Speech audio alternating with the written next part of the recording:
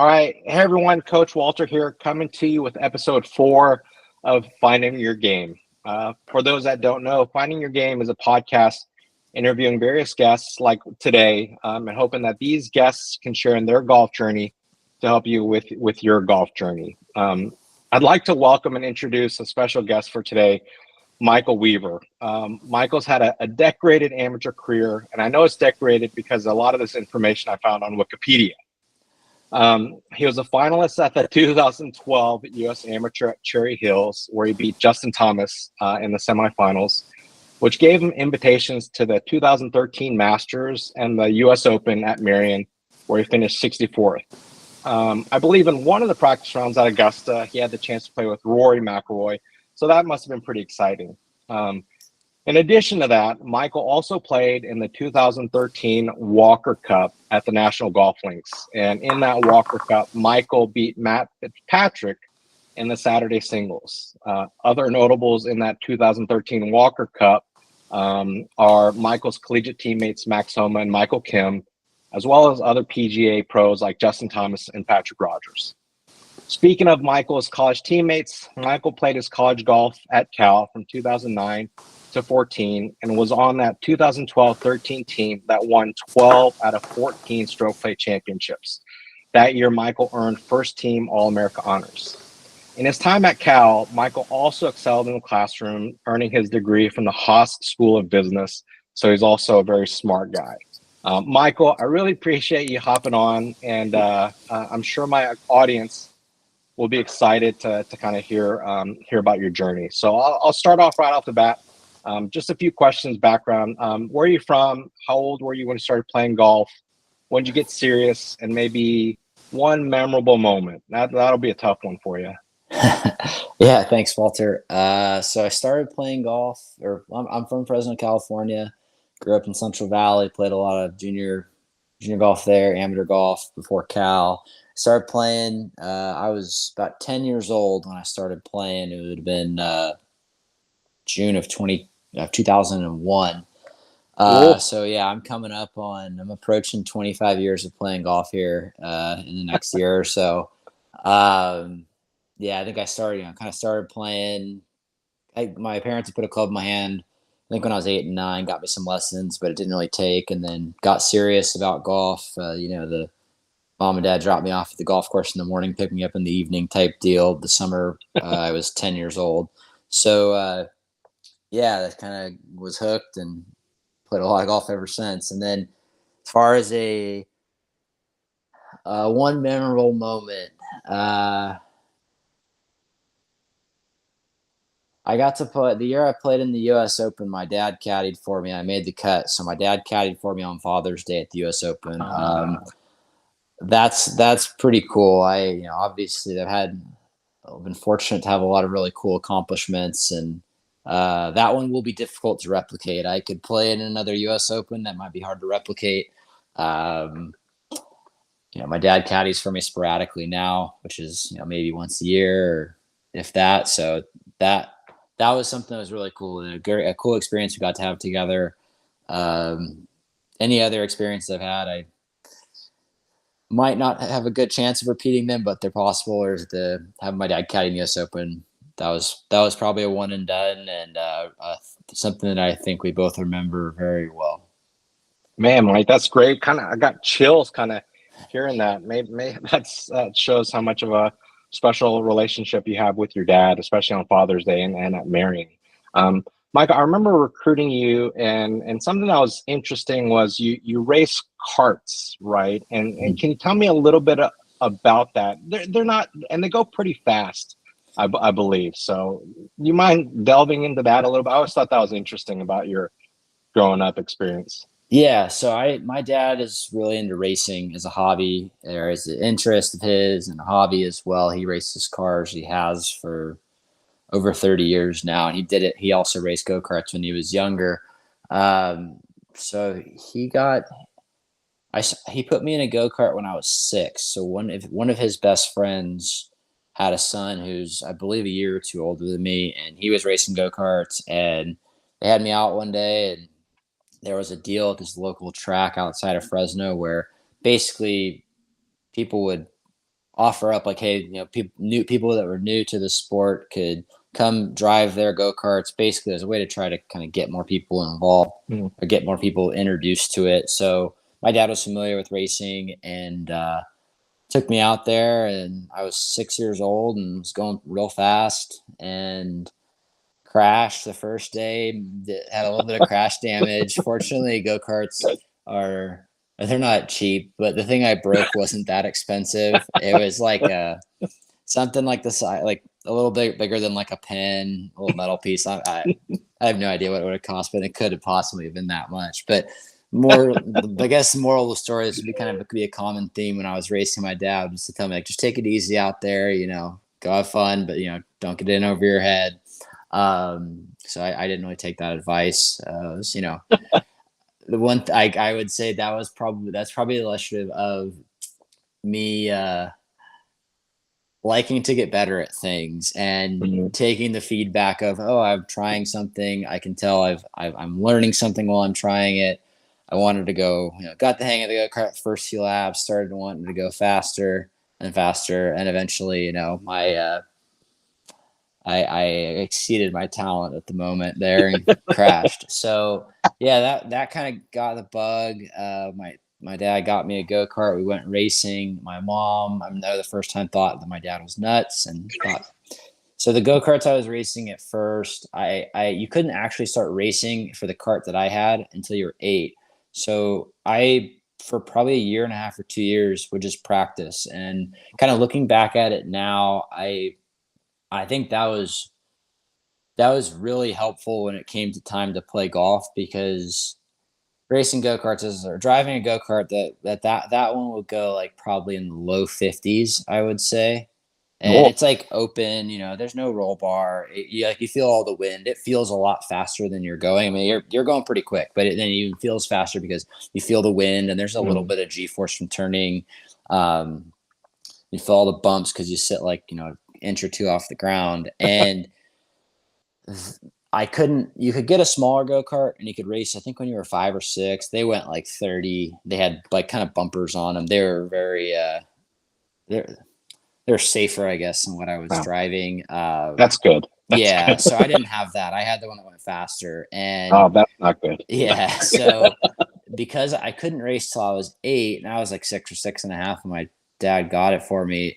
There's a track that's like 25, 30 minutes from my house growing up.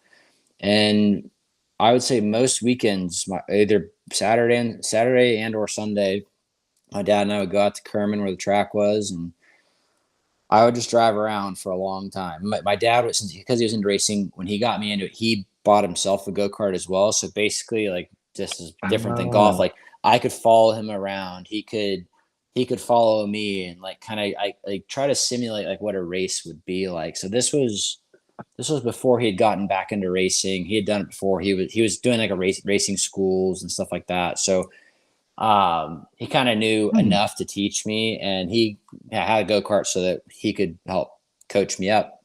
It's easier. He can be side by side with me rather than like standing, 800 feet away watching from afar. So that was kind of how I got started, and I just practiced basically for a year and a half, and it was very fun. Like in racing, kind of like golf, there's a very objective measure of how good you are, and it's your lap times, like your score with golf. So you start, and maybe I was going around the track at 30 seconds to complete a lap. And, maybe then a few weeks later, I was 0.2 of a second faster, which doesn't seem like that much, but it's quite a bit. And then the same thing would happen over and over. And you kind of, as a kid, like, it didn't seem like work. It was so fun. Like, I'm going fast, but it helped kind of reinforce that, kind of that feedback of, hey, I spent time doing this. I'm like actively trying to understand how to get better at this, and I'm getting that feedback, and I'm getting better, and getting better at things is cool. So I want to keep doing that. So when the time came to play golf, the idea of practicing was like not that hard. I mean, it didn't seem like work to me. I started off playing golf. I sucked. Like, I shot, There's no way I couldn't break 100 when I started. I probably couldn't hit the ball in the air every time on purpose, kind of thing.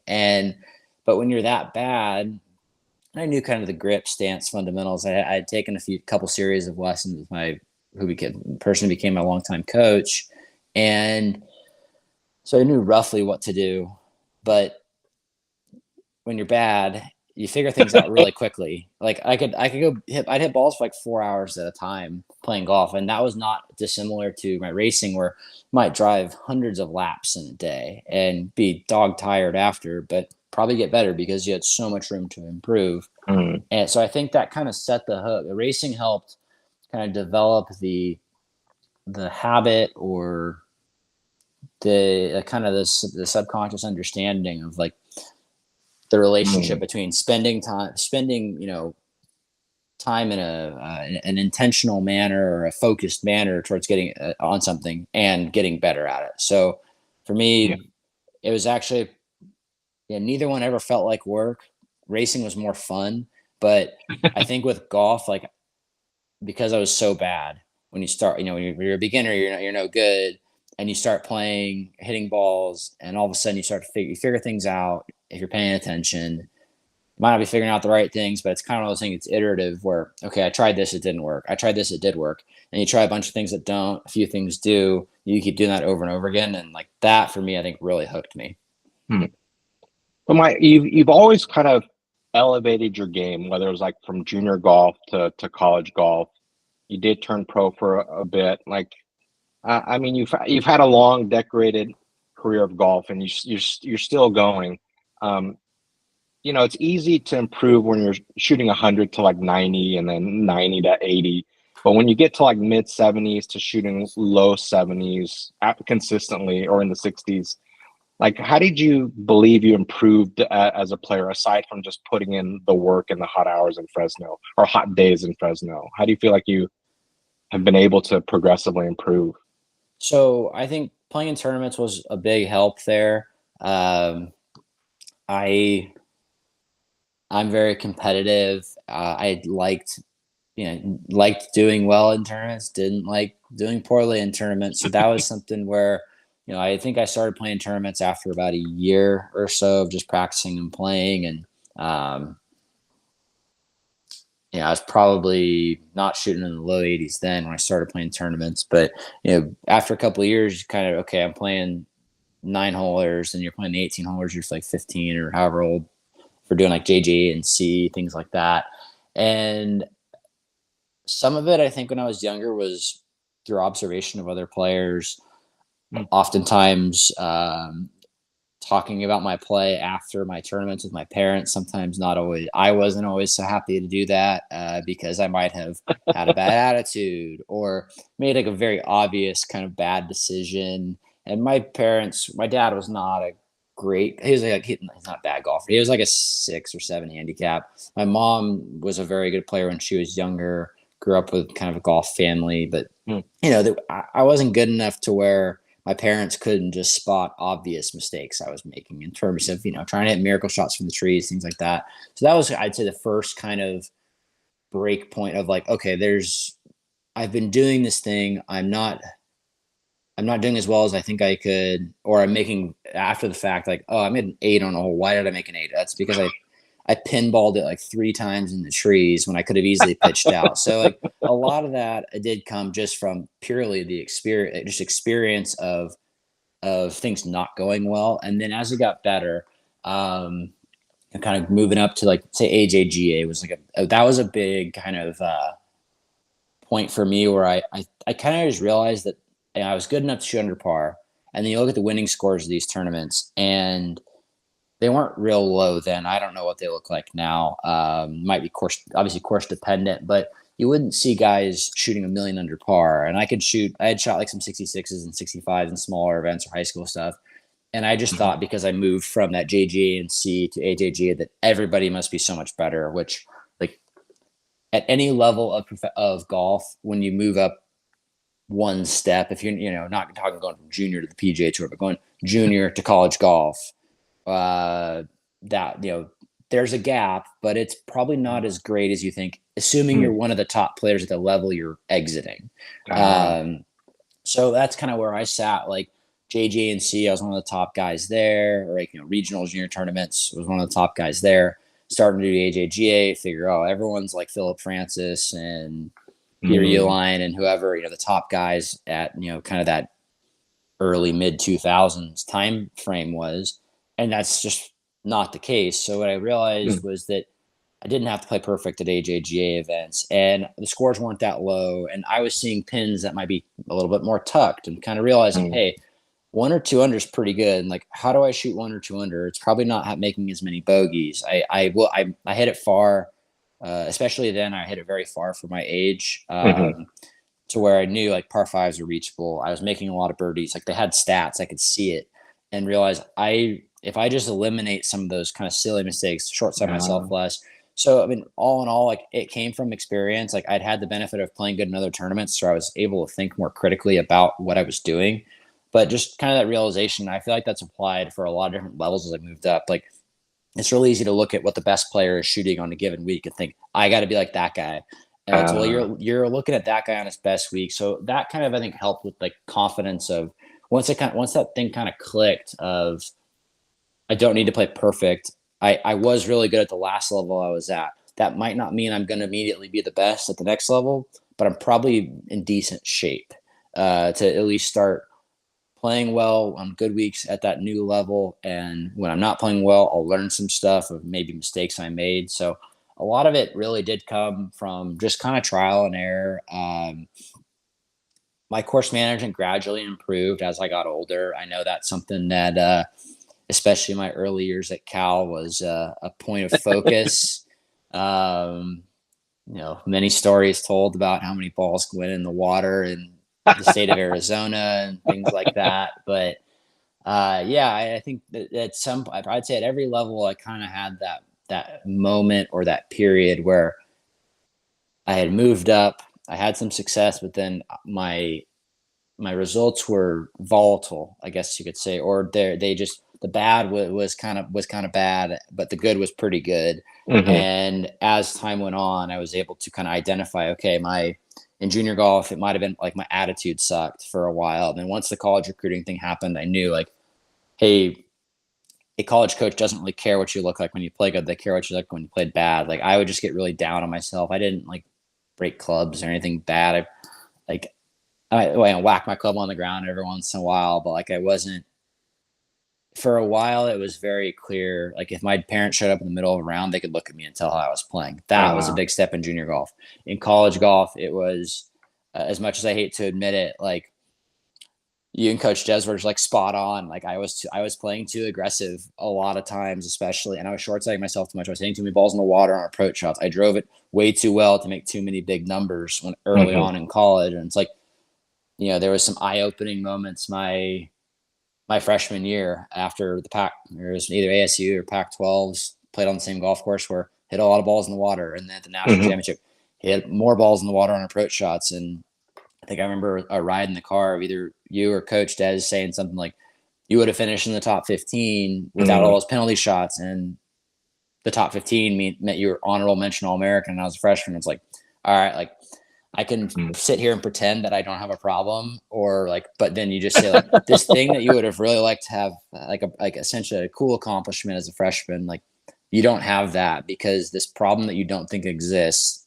does, or manifested itself again.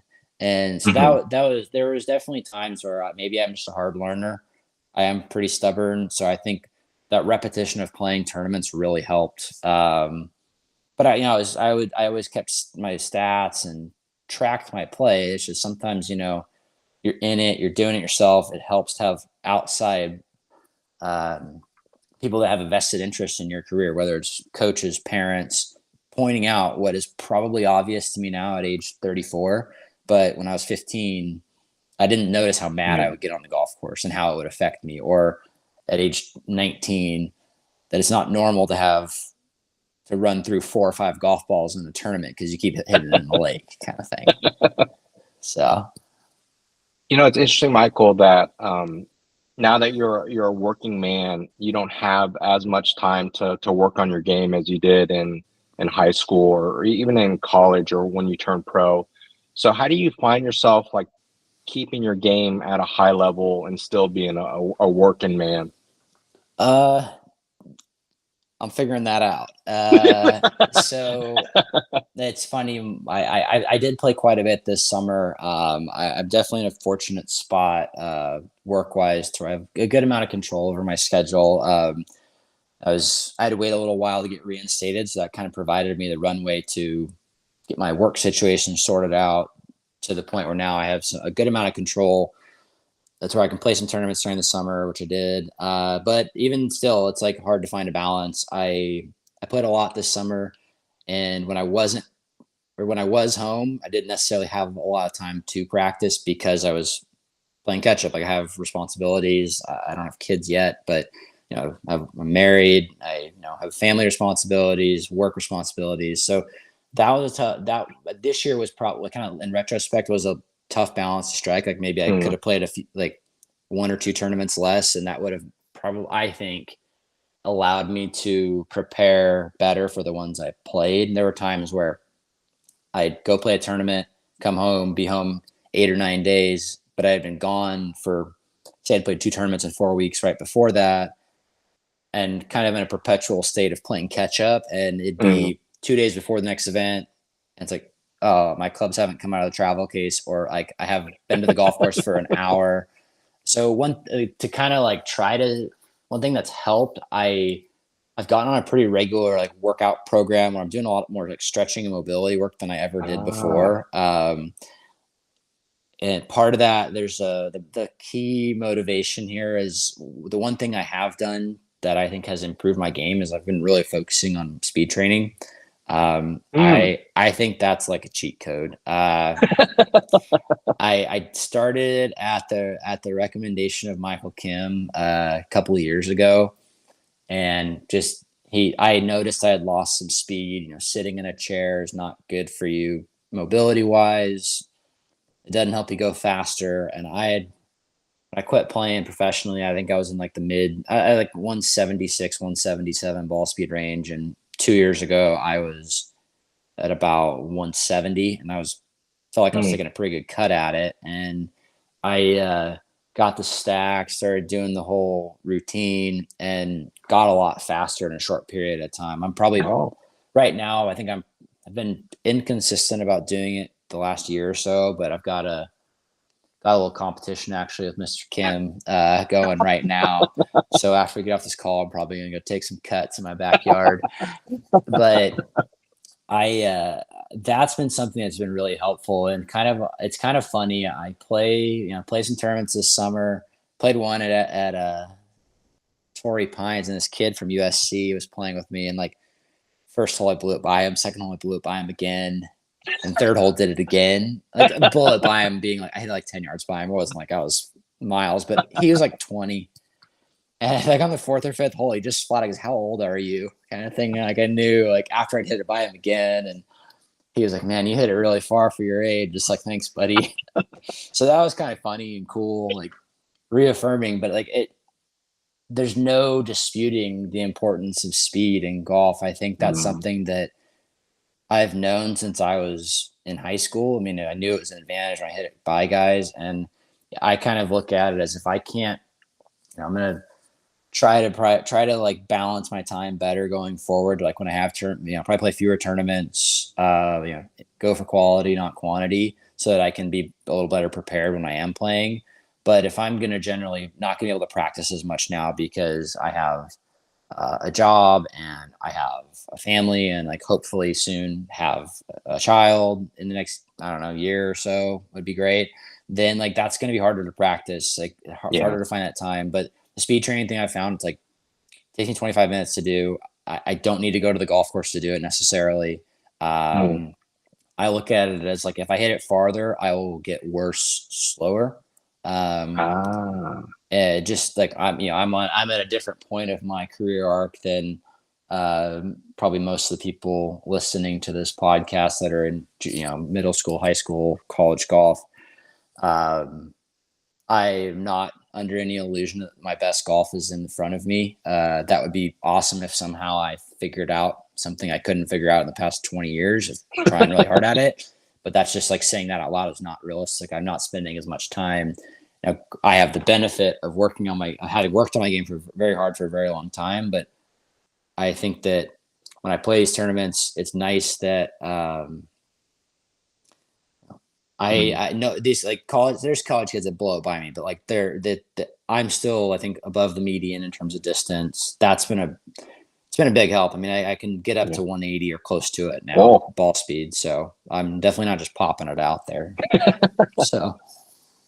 So then, if you could go back in time, then you mentioned earlier that you hit it pretty far as a junior golfer. But if you could go back in time, whether it's your high school Michael Weaver or your college Michael Weaver, what might you tell yourself now that you're 20 years older, I guess?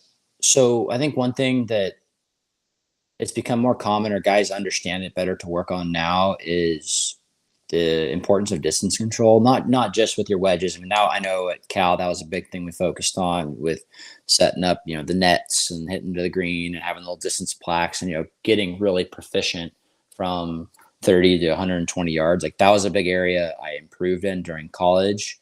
But now, like, it's kind of amazing when I go to tournaments, I feel like an odd man out because I don't have a quad or a TrackMan. That's I also don't believe you have to have one of those to have your distance control be good.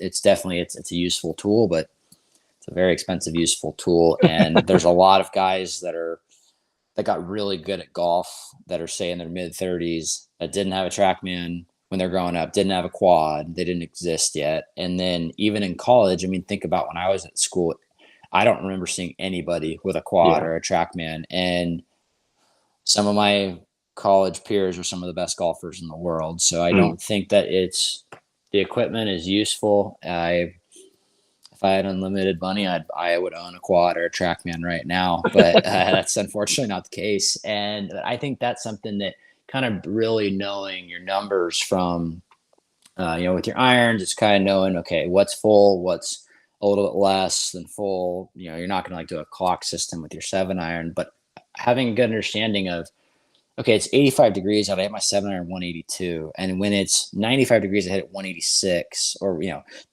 the temperature matters, and that's something that I know a couple times. I was fortunate enough to caddy on the PGA Tour for a friend, like on a fill-in, and he would set up his TrackMan or his quad at, say, 7:30 in the morning, hit through the bag, write it down for that week in this yardage book, and then he'd do it, like, say, the next afternoon or later that day, like 2 in the afternoon, because on the PGA Tour, you're going to play in the morning and you're going to play in the afternoon, and there could be a 30-degree or more difference in temperature. And that's, like, stating the obvious here, like, the ball goes a lot farther when it's 30 degrees warmer, and sometimes a lot, substantially farther. And humidity matters, but you can kind of, nowadays, the technology is more available. You can put that, you can define that very clearly, or at least have a rough idea of, kind of, I know how far my clubs go. That's something that I'd see with like high school golfers I play. They're really bad at knowing their distances, especially when there's like light wind. When there's 20 miles an hour wind, you can adjust better, or it's going to go way shorter. But say the wind's slightly behind you, it's a back pin, the guy hits it over the green. It's like, that is like such a elementary, obvious mistake of not knowing, not being attentive to like very standard conditions of, it's warmer, I hit it longer, or it's just a little bit of help, I don't want to go long. And if I hit one less club, I come up 18 feet short. Like, that's probably a good leave. So that kind of having the understanding of how far you hit your clubs, how the trajectory you hit it impacts the carry distance. And that's applicable to not just your, obviously very important with wedge shots, but it applies for, short and mid irons, especially too. Long irons are kind of just hitting, well, unless you're like one of the absolute best players in the world, like you're kind of hitting stock shots with your, 4, 5, 6 iron a lot. But once you kind of get into that 160, 150 and in range, trajectory, spin control, distance control are going to be really important. And all three of those aspects are interconnected. If you don't control your trajectory well, you're never going to control your distance well, kind of thing.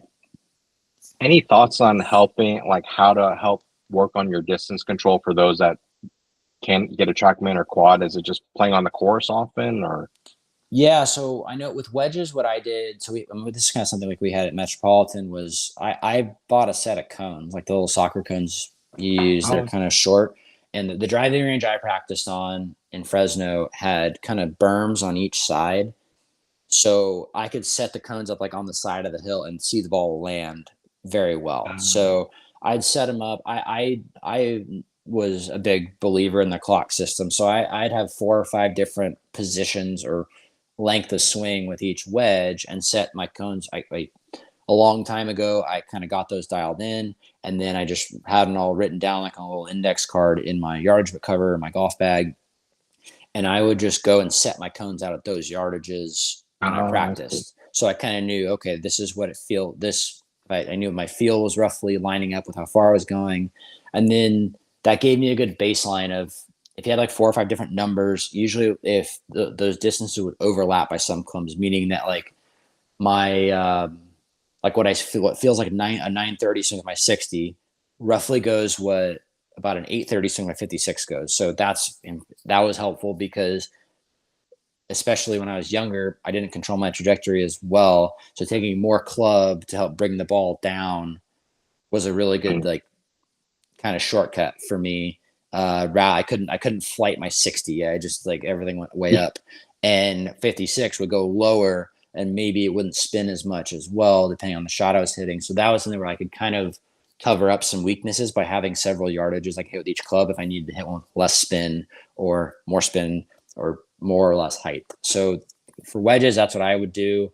There's nothing preventing you from doing that. Irons probably a little tough because once you start getting farther away, it's hard to see it all land. So that's where maybe some on-course practice can help. I would go out in the afternoons, especially during the summer. It wasn't crowded where I played and could hit lots of shots and play from different tees because like if you're just playing your home course all the time, like one par 3 might be 180, it's a 7 or 8 iron depending on the wind.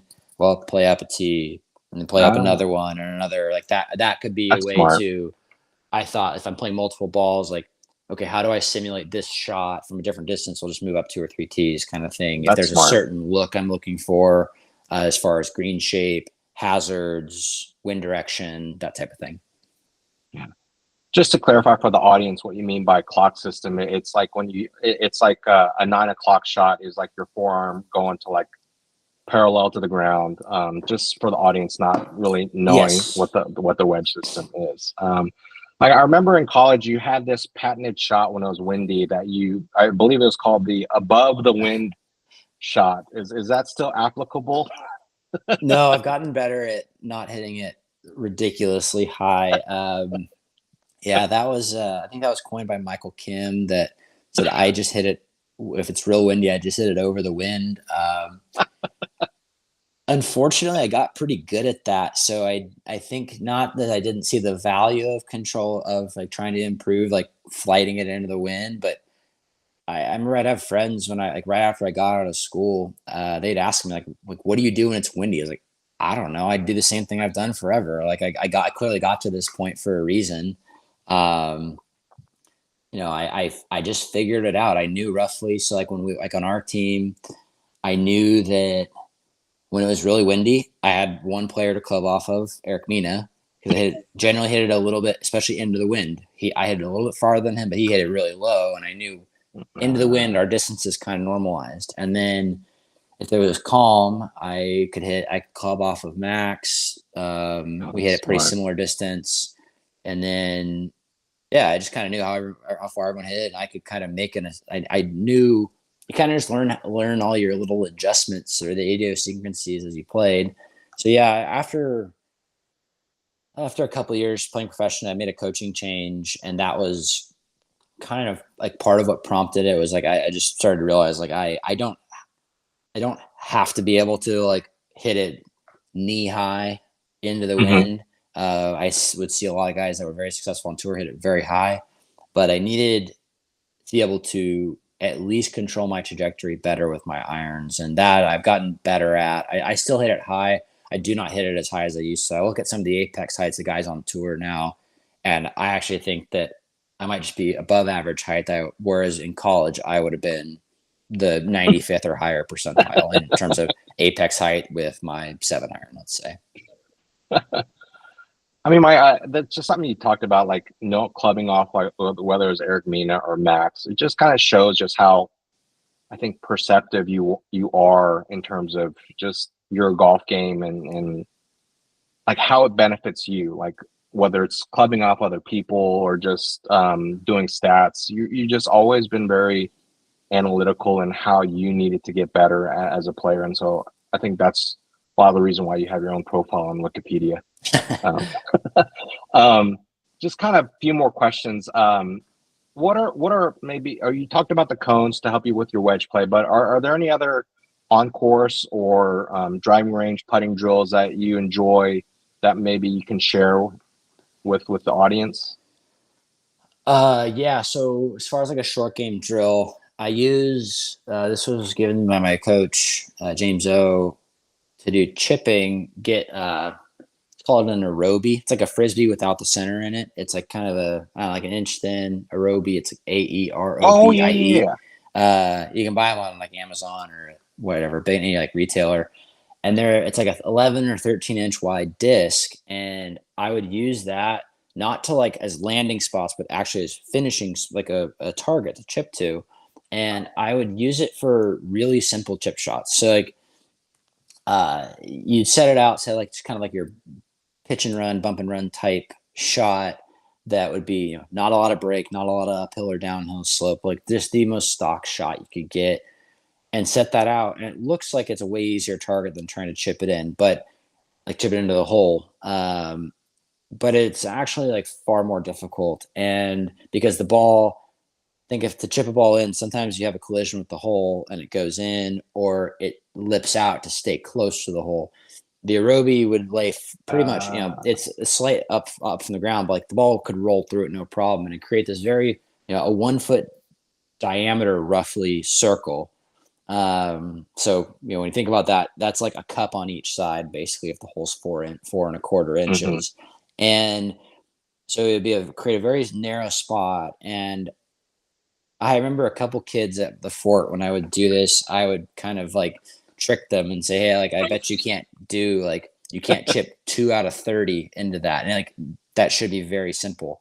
And then you hit like five of them, and then like one of them rolls through, and you're like, oh, wow, this is way harder than I thought. So I say all that to explain that my landing spots got really good at chipping. My simple shots got really good. And I'd use it sometimes like short bunker shots, or kind of your very routine, hopefully like golf course up and downs, especially if you're playing well and you're not missing it in jail. And I found that like my landing spots would get really clustered on really simple chip shots. And I kind of always had the belief that if I did the simple stuff well, chipping, the trick shots got a lot easier. And I fortunately had lots of trick shot practice, like at Cal, as you were familiar with, like the up and down contests that we would have on our team. But those were like hopefully no more than a couple times a tournament type deal. If you didn't have any of them, you probably were playing too conservative. But if you had a lot of them, you probably needed to work on your course management. But the routine stuff, when you just miss a green, like that really helped. And it's like, talk about like a very accessible tool. They're like, I don't know, they're probably $20-$30 to get 2 of them. It's just like the cones. They're really, you can go get them, you can set it out. It doesn't require anything fancy. And I think it's highly effective because it focuses you on, okay, you need to get all the dimensions right of how far am I carrying it, what trajectory, what spin, am I reading the break properly, am I reading and then backtrack all that. If I'm doing it out of the rough, how am I reading the lie? Like my course is Bermuda rough, so like it's not just like drop a ball in the right, it comes out the same every single time. But that was something where just kind of practicing, it would create a scenario. I would basically set it up to like, I can't move to a different location until I make 2 of these. Oh. And sometimes I would take 12 shots. Sometimes I would take like 60 and be very frustrating. But I would just kind of, say move to a couple different spots, couple different looks around the chipping green. And I remember like 6 months after doing that, playing tournaments, and it's like I'd have a straightforward up and down. It felt like I was like chipping it inside 3 feet all the time. It honestly felt easy, and that was something that was so simple. And I was kind of already doing it with my chipping practice, but I don't think I was. It maybe wasn't as focused on the simple stuff, because you get good, you think, oh, I'm good at this already. Maybe you take it for granted a little bit. But I started doing it, and like it kind of made it like it made practicing a little bit of a game, which as you get older, the practicing becomes more boring and less exciting, because getting better gets harder. Yeah. So that kind of helped kind of break the monotony. Can I ask, with a good short game, do you think you need different types of shot trajectory, different shot trajectory spin with the same club? Like when you put that little disc out there, did you carry some farther to try and have some spin and then let it roll in, and then some that just kind of hit runner shots? Or was it typical like one shot, just trying to same trajectory, same landing spot, trying to get him in? There, I was pretty like one dimensional with that drill. I would move around, or I would say force myself to carry it. Say there's fringe or rough. If I was bored, yeah, I'd try like hitting different shots. But generally speaking, I feel like I was trying to mimic normal up and downs. Like, okay, I'm gonna have some that run, some that I have pitch shots, and they would never be too far. Like I probably never do it when I'm more than 45, 50 feet away from the disc. So it was, generally speaking, it was regular up and downs, not the up and downs you see on par fours, like specifically mid and short length par fours, but not 30 yards away after I went for a par five and I've got some trick shot. Got it. Good to know. Michael, and wrapping up, is there any closing advice you have for whether it's a kid that's finishing up college about to turn pro, or a junior golfer about to go to college golf? Anything for the audience? Any closing advice? Anything? Yeah, say I guess it kind of depend on where you're at, but say for someone getting out of college about to turn pro, you hear maybe coaches say this, that you play a lot more when you play professionally. Like, that's absolutely true. One thing that I found very helpful was, prior to turning pro, the summer before I turned pro, I was fortunate because of my results. I could pick any amateur tournament and play that summer. So I set it up where basically my summer started at the NCAA championship, and then I tried to play a great golf tournament nearly every single week, because what I looked at, say if I'm at the NCAA championship in 2013, I know that in a year from now, I'm going to be turning pro after the NCAAs at 2014. How would I best prepare myself for that?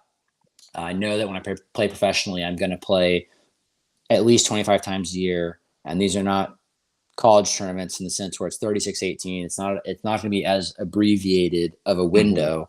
It's going to be Thursday to Sunday with a practice round or two, maybe a pro-am. Like, these are week-long events essentially. Yeah. So I kind of figured out my schedule. I think I played 4 weeks on, 2 weeks off, 4 weeks on, week off, to where it was like I went NCAAs, Palmer Cup, U.S. Open, Northeast, and then a couple weeks off, Players Southern, Porter Western, week off, U.S. Amateur, week off, Walker Cup, I think was my schedule, to where I was playing at a cadence that probably represented closely what the Korn Ferry would look like. Now, I think up to that point, I never played more than probably 2 weeks in a row, maybe 3, and I played 2 4-week stretches in a row.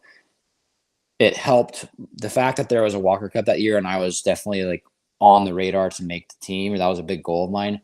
Made it easier to like, hey, I'm going to go do this thing I haven't done before, because I have this goal I've never achieved that I want to get. But I was absolutely looking like, a year from now, I'm going to be doing this hopefully on a regular basis on the Korn Ferry Tour. And I found that to be really helpful, because when you're in that situation, you can't just like, whether it's time or financially constrained, you can't just like fly home in between tournaments. Whereas like a college, to go see your coach if you have a bad week. Now you can send him video, you can talk to him on the phone, all that. But at a college event, we'd go, say we'd leave Friday or Saturday and play practice on Saturday or Sunday, play 36 Sunday or Monday, and then 18 the next day, and then come home that night. And we might play multiple weeks in a row, but we'd be home like 2 or 3 days in between.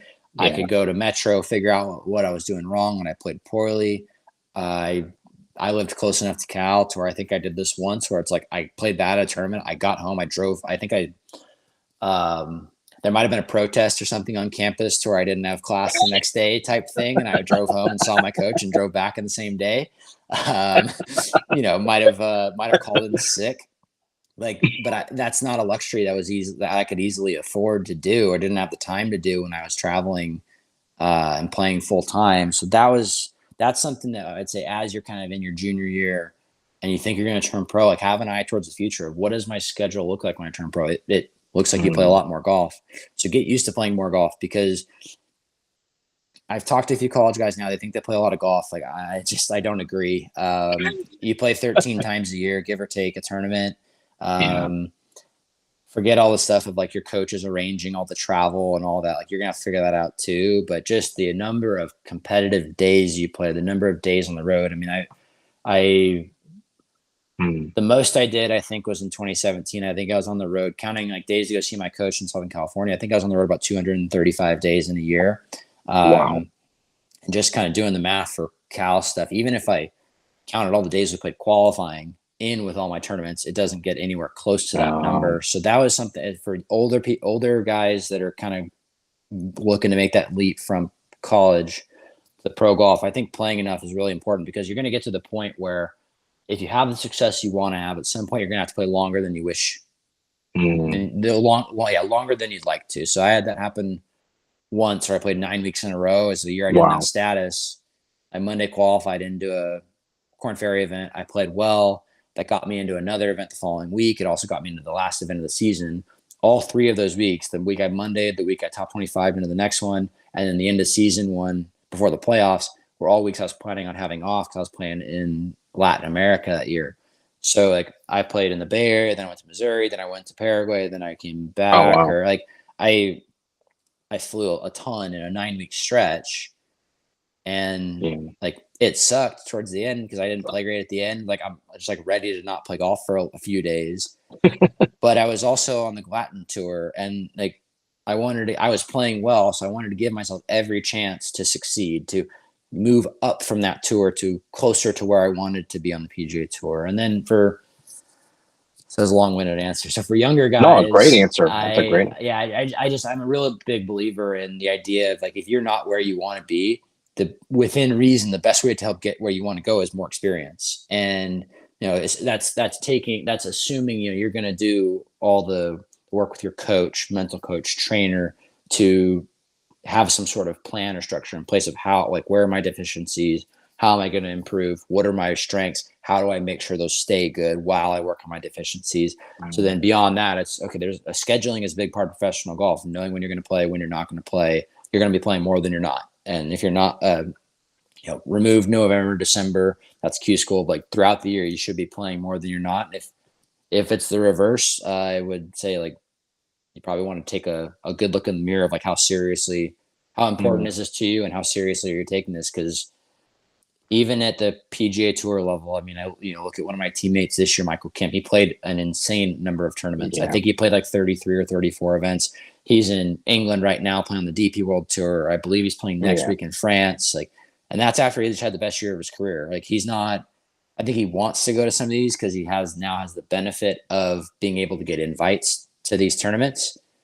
But he could easily just say, no, I'm good. I made an incredible amount of money this year. I think he played in all 4 majors, but he's also like just outside the top 50 in the world. And I'm pretty sure after playing the Masters this year, he wants to do it again. So he's out chasing it. And that's kind of a constant in professional golf is for better or for worse, you're always chasing something. So you might as well get used to it. And then for younger guys, your attitude's so important. If I've never been in the coaching business, but I know Walter, you and I have talked about this a lot when I was in school. It's like if I was watching someone and I wanted to figure out if they would be a good fit for my team, I would want to see them play absolutely terrible. because I'd want to see what happened when they played bad. Everybody's great to be around when they play good. Yeah. I'm not immune to that. I know that I can get grouchy when I play, but I think that, when I was younger, it was a problem. I would get angry. I would make bad decisions. My parents could show up on the golf course and tell how I was playing. And that was something that my parents would tell me. It was like, we want to show up on the 6th hole and have no idea. Like, have to ask you, are you playing good or are you playing bad?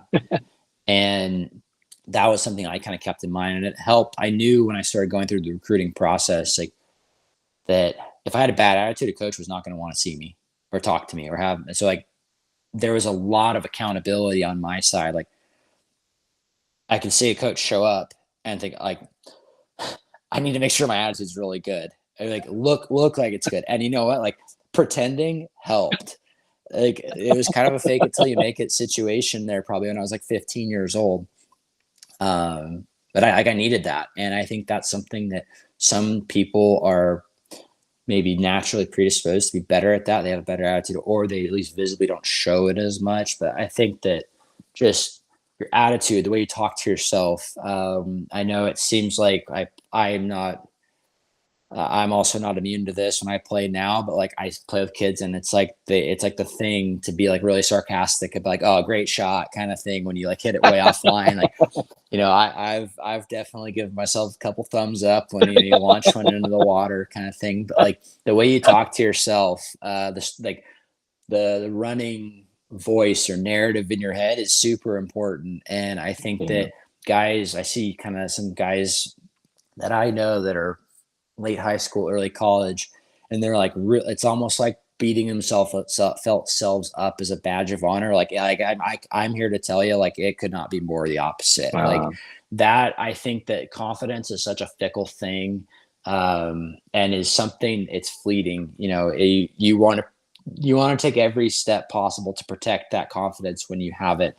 And beating yourself, like, game's hard enough. You don't need to beat yourself up and make it harder. That's obviously, no one's ever going to do that perfectly, but I think it's a good reminder of just if you're beating yourself up, the chances are you probably have unrealistic expectations. So that's what I think can be a root cause of when I see a kid or myself being sarcastic, saying, man, he really suck, like things like that. I probably say that to myself every time I play. I'm just trying to say it less. And, I'm aspiring to get better, but I think that's a really important thing of just, if you keep telling yourself something, you might eventually start to believe it. So like, maybe take that to heart and say, hey, like, I look at when I was playing, everyone misremembers how confident they were when they were playing well and how lost they felt when they were playing bad. I think that's just kind of human nature. But if anything, like, err on the side of like being overconfident. I think it's really helpful. I mean, you or believing in yourself. If you're struggling, you think, when I was playing good, I never thought negative thing. Like, that is like just absolutely not true. I think that's something where, like, sports psychology, they kind of say, oh, just like block out the negative thoughts. It's like, I got a real issue with that. Like, you're going to have negative thoughts. You're going to doubt yourself. Just don't compound it by saying, like, after you doubted yourself, like, yeah, like, man, you stink. Like, you should quit. Like, there's like little things like that, like, you're not actually serious about, but man, if you keep telling yourself over and over that I'm not good off the tee, or I'm not good at short putting, or I'm not good out of the bunker. I'll take a guy who says, I drive it great, even if he has an OB every round, but he's like, man, I drive it so good. Like 13 out of 14 holes, I'm unbelievable. I'll take that guy in the long run, getting better over the guy that's like, here we go again kind of thing. Or like, yep, you did it again. The beating yourself up. I think it's just so important, because I see it with a lot of kids where it's cool. Like, the thing that's cool to me is shooting low scores, getting better. One thing helps the other. Being positive helps the thing that I think is cool. So that's how I would say. Man, it's a lot of great info, Mike. You should like volunteer at Clovis East West and be being coach, but man, that's a lot of good stuff. Thank you, Michael. One final question. I know you're at Cypress Point this weekend to watch the Walker Cup. Could the 2013 Walker Cup team take down this 2025 Walker Cup team? Yes. I think we had the same score. I forgot to look. I don't know if they were 16.5. I don't remember what happened in the last match. If it was 16.5, 8.5, or 17.9. I think our Walker Cup was 17.9. Might need to Google that one.